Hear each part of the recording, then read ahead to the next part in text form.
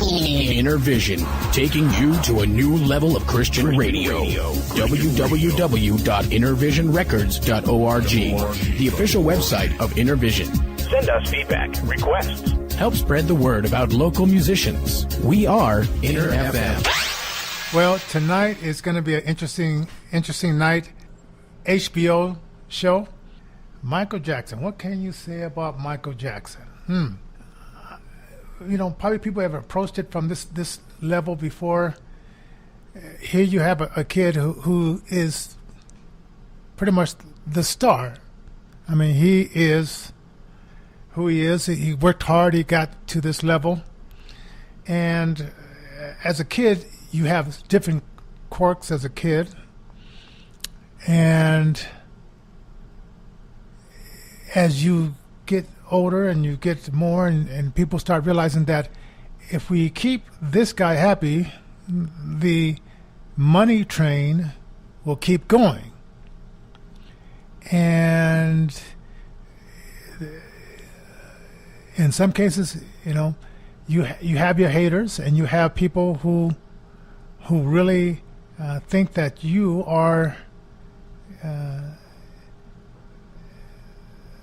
this, that, and a bag of chips. So you probably play along with the game, because I can imagine that, you know, the people that were around him for a while, you know, the people that were his people that took care of the house, people that fixed his food, people that was his security team, people that he would send out to interview, young boys that would send out to interview, and those people didn't know.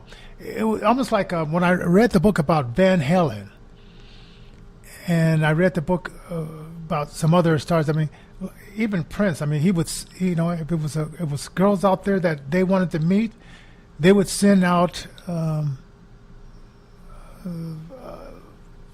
the people, the people that work for them, and say, okay, get this girl, and have them come back to the back of the stage. And as intelligent as Michael was, he probably knew that this is not something that you just do. You have to fill the person out. You have to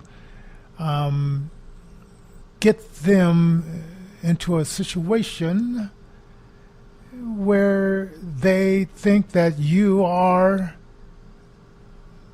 their friend. And once you get them into that situation, parents, people of this era, the people that are supposed to be responsible for you, things can and will happen if they had that proclivity. Even with the R. Kelly thing, the people that listen to him music have to see him bigger than life, have to see him as, okay, you know, what my parents taught me, okay, and what you're saying doesn't match up, but I want to be around this atmosphere. I want to be around this world. And it seemed like it was a sensory overload, because, you know, as he got used to step by step as a 9-year-old boy, going from show to show to show to show to show, to the point where, you know, he's 25, 30 years old, and he is now used to that atmosphere. And then he knows that you introduce someone to that atmosphere, and it's just crazy because they make it bigger than life. And I'm not excusing the Harvey Weinsteins and the Roman Polanskis of the world. And as you will see in tonight's show, Oprah Winfrey, who was very much on the Michael Jackson team, has now turned and now she's not. But and then, as you see in videos, she was on the team of Harvey Weinstein, and now it's Me Too. So I have a feeling that these people, when it's expedient to be politically correct, they jump on the wagon, then they jump off the wagon according to their left-wing political dogma. And just like Roman Polanski, who molested that 13-year-old girl in 1977 or 1976, 1977, and then he got on the plane and left the country. And as I understood it, that during the trial, the first one, Michael Jackson was ready to leave the country, just like Polanski was left the country, Roman Polanski, and because he was acquitted of it, he stayed because he said, okay, I'm cleared. I'm now, I can stick around and maybe this won't touch me. But I go a little bit deeper. There seems to be a attack on men, and these guys rightfully so. But when I was watching these movies about black pimps and prostitutes and the seedier side of criminal activity, I was wondering, like, what is the purpose of they call them exploitation films back in those days? What's the long-term goal of Hollywood showing black people in the worst light of all? What's the purpose? Because I know there's bad black people and there's good black people, but rarely in the movies did they ever show the different shades of black people. And I was kind of figure out, what is the purpose of this brainwashing? And a lot of black people, they say, wait a minute, they saw the same thing. So then you get this person named Michael, and you can throw Bill Crosby in there as well, and they know on a level that whatever they're doing is not natural in the United States of America. Now, in other countries, you have Muslim old guys marrying 9-year-olds, 7-year-olds, and it does happen in other countries. I mean, we're the United States of America, and even during the slavery days, believe me, there was some kinky stuff going on there. We don't talk about that, but I bet you there was some freaks in the closet in the South, and with these men who started up the KKK. They were so worried about black men having sex with their white women, but they were willing to rape, molest, and abuse black women, and it was legal. And a lot of them got away with it. They're dead and gone, so you can't cry over spilt milk. It happened. It's done. It's over with. It happened. But now we get into this century, and there's still some crazy things happening. We don't even know half of the crazy things that are still happening in this society between people and pedophiles. And there's a club called Men Love Boys, and it exists in this country to this very day. And so if I know if that exists, Michael Jackson exists, Roman Polanski exists, Harvey Weinstein exists and still exists, Bill Crosby exists, still exists. when they find someone who's talented, Hollywood, because the Hollywood is NeverLand 100 times over, and they say, okay, this person can make me money, but they have a pedophile proclivity, they have a sexual deviancy, but maybe not in another country.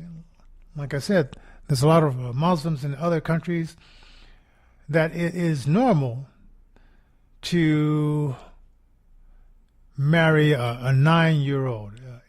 In black Muslim lifestyle, it is normal to castrate a black female Muslim woman, take a reliever of her clitoris so she won't feel any sexual pleasure. Now I don't know if it's normal in the white or brown Muslim popularity. I doubt that it is, but some old king said, he couldn't please his wife, and so he says women should never have pleasure, so I'm going to dictate that all black Muslim women have their clitoris eliminated, so there'll be no problem. No, I'm sorry if any kids are watching this. Say this is a R-rated conversation. So if you're if you're under 18, turn off this Facebook if you know what I'm saying. So I am more thinking about the people that were on the gravy train who knew it was happening, but they turned their back and let the gravy train continue because they're making money. Lawyers, business associates, other actors, other singers, other people who say, okay, well, that's just that person's quirky way. And I say they have, who are still alive, they have something to answer to themselves. If you've ever been molested or abused and your family members tell you to shh, keep it quiet, I encourage you not to keep it quiet, not to keep the gravy train going when your family members say, shh, keep it quiet. Break out of the clan of, that cousin is that's just the way he or she is. You're watching Innervision FM. The phone number, you can leave your comments on 720-324-7278. That's 720-324-7278. My name is Johnnie J, and this is the Monday night Innervision FM live on Facebook.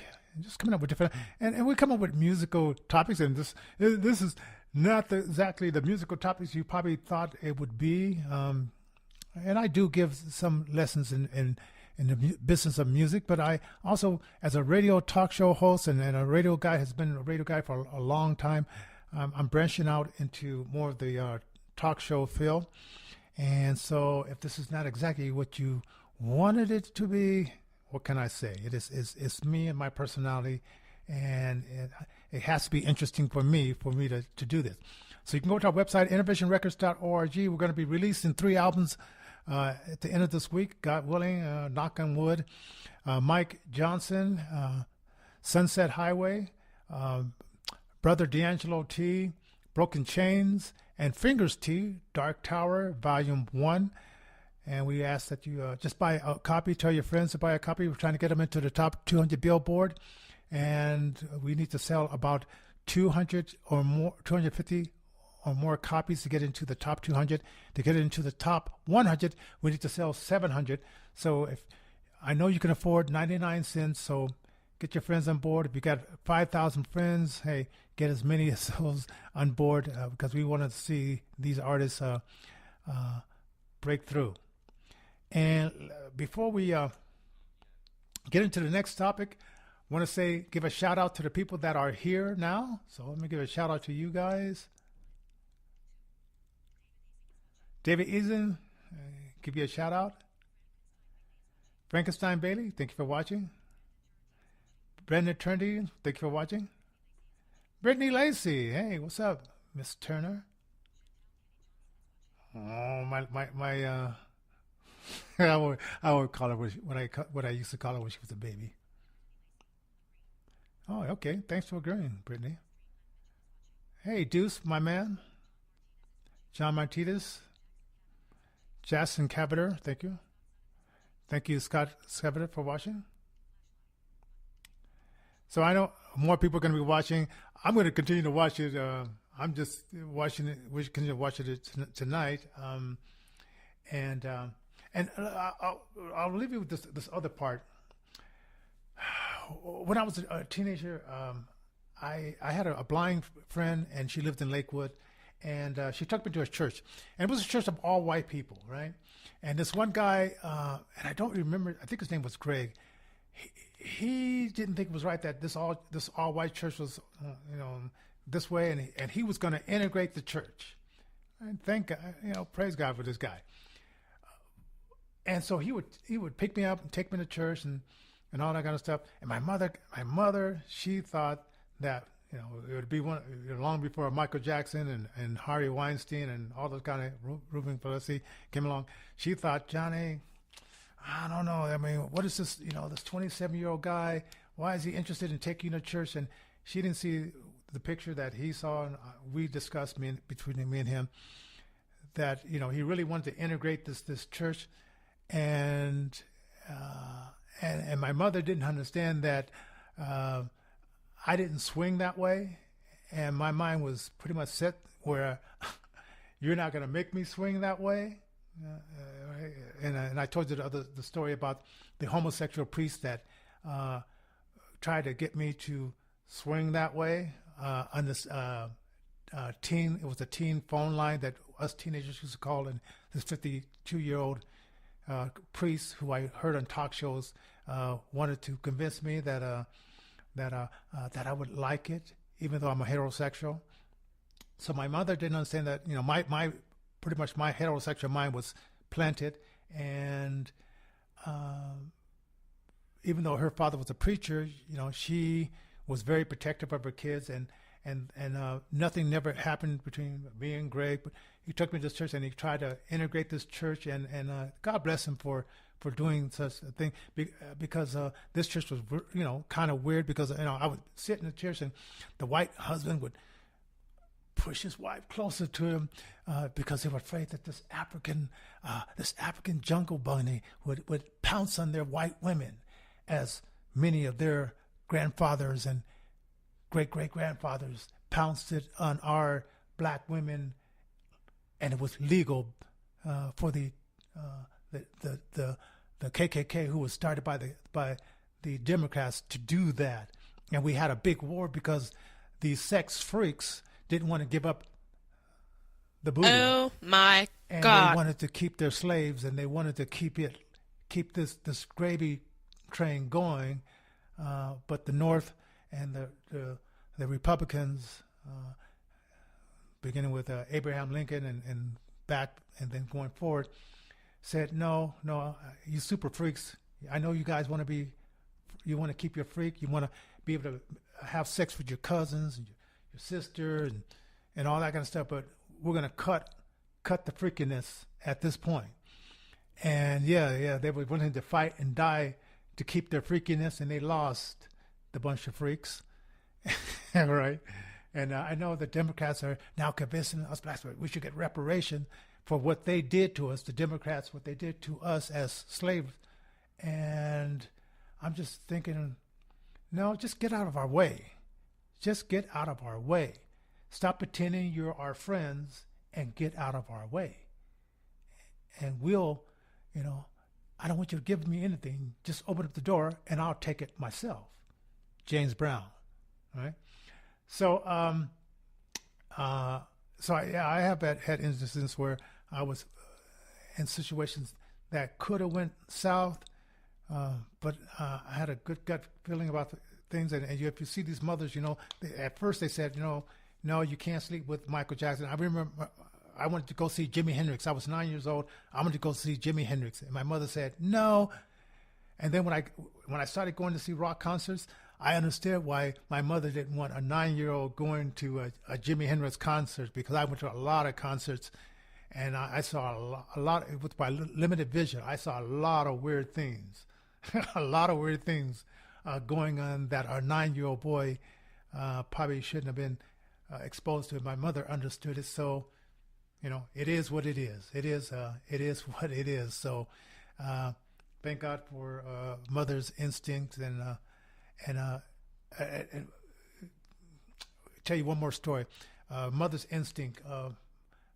There was a camp called the Lions Camp for the Blind, and my mother, I was 12 years old, and she let me go to this camp, and she said, hey, blind. They say, oh yeah, but she had a gut feeling something wasn't happening right.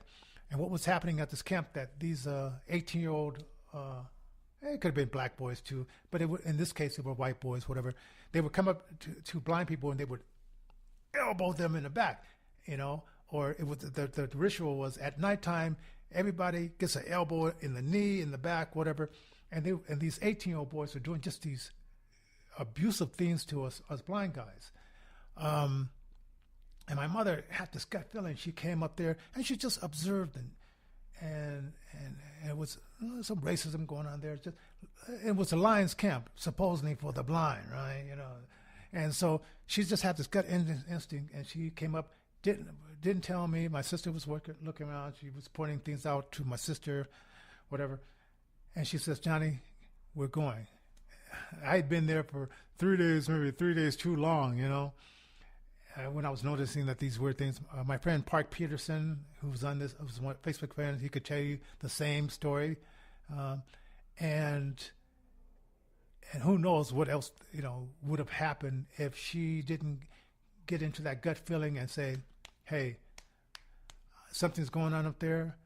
And she would have this habit of, even when I was going to school, dropping in unannounced and saying, I'm just here. And the teacher would say, well, Mrs. Johnson, please call us before you come. And she would say, so you can get ready? No, she wanted to see you how you were. And so for you, ladies are having children, drop into your school. Drop into those schools. I know, take time off the work. If you're a single father, drop into those schools. See what's happening, right? Look at the curriculum. See what's happening. Our kids are being brainwashed for the most part in a radical left-wing way. Drop into those schools. And if you agree with it, let your kids go that way. But if you don't agree with it, say something. Say something. Because these schools, even today, they have a agenda. And my mother, even back then, she knew that schools with what is it? 62% of the kids graduate. What about the other 38? Why are they always not graduating in America? What's going on here in America? Something's going on. Why are they still failing? Why don't the left wing? Why don't they want you to have school choice? So if you're going to a lousy school, you can take your money, your child, and go over here. What's going on? So anyway, a lot of crazy things can go on with stars like Michael Jackson, Pelosi, the Harvey Weinsteins. But we as parents, we got to keep our eyes open and protect our children as much as we can. And even though things will happen, we got to make sure that we have our kids back even after those things happen, if they should happen. So anyway, that's it for Innervision FM. I'm going to continue to watch this HBO series, and part 2 is on tonight with Oprah Winfrey, and maybe I might come back with some more, or maybe I might come back with another topic. So for Innervision FM, don't forget to like our Innervision Records page, follow us on Spreaker. Also, if you want to donate, help Innervision get a donation of $100, we have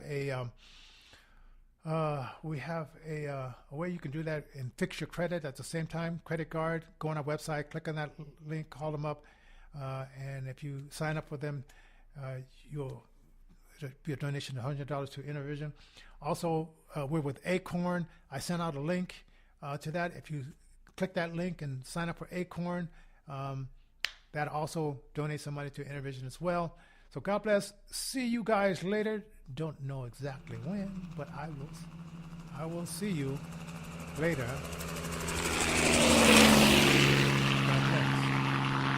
Isn't it fun to sing along to the radio? If you could help someone else have that same experience and take it to the next level, maybe you would consider donating an old car, RV, truck, or boat. You know, for over 15 years, Innervision has been helping the physically challenged and grassroots artists to create their music. Using music to heal the world is Innervision's gift to you, and you can help them to continue by donating your unwanted car, RV, truck, or boat. You'll also receive a tax deduction at the end of the year. Call us 7 days a week, 24 hours a day, 1-855-500-7433.